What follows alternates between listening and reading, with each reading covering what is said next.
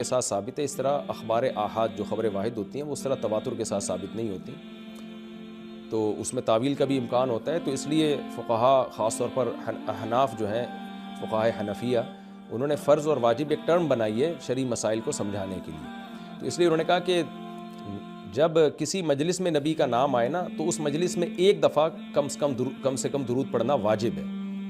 واجب کا درجہ تھوڑا سا فرض سے نیچے ہوتا ہے کیونکہ وہ حدیث سے ثابت ہے۔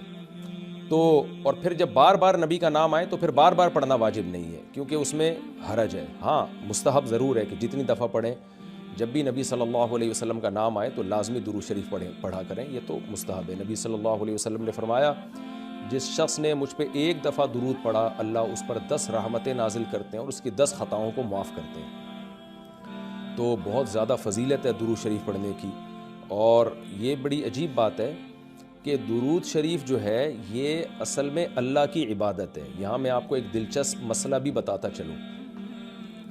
شرعی مسئلہ یہ ہے کہ جب ہم کوئی منت مانتے ہیں نا، منت کہ اگر اللہ نے میرے مریض کو شفا دے دی تو میں اتنے روزے رکھوں گا، میں یہ کروں گا، میں یوں کروں گا، تو اس عمل کو منت کہا جاتا ہے کہ باقی اگر آپ ٹھیک ہو گئے تو آپ پر لازم ہوتا ہے کہ آپ وہ کام کریں۔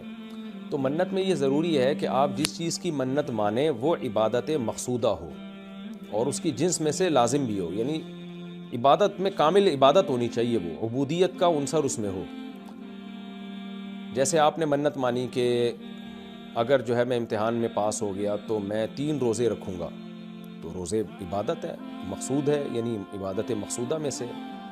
لیکن اگر آپ نے منت مانی کہ میں اگر امتحان میں پاس ہو گیا تو میں وضو کروں گا، تو وضو چونکہ مقصود نہیں ہے، عبادت مقصودہ نہیں ہے، وضو سے مقصد تو نماز ہوتی ہے، تو وہ منت آپ کے اوپر لازمی نہیں ہوگی۔ آپ نے اگر منت مانی کہ جی میں صدقہ کروں گا، تو صدقہ عبادت مقصودہ ہے اور اس کی جنس میں سے جو زکوٰۃ ہے وہ واجب بھی ہے۔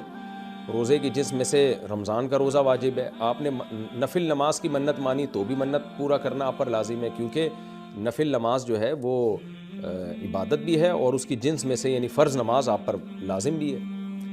تو اگر دونوں میں سے ایک شرط بھی نہیں پائی جائے گی تو منت پھر منعقد ہی نہیں ہوتی ہے۔ جیسے آپ نے کہا کہ میں جو ہے وہ اگر امتحان میں کامیاب ہو گیا، پاس ہو گیا، تو میں جو ہے اپنے والدین کی خدمت کروں گا، تو یہ خدمت ثواب تو بہت ہے لیکن عبادت مقصودہ نہیں ہے، عبادت مقصودہ نہیں ہے۔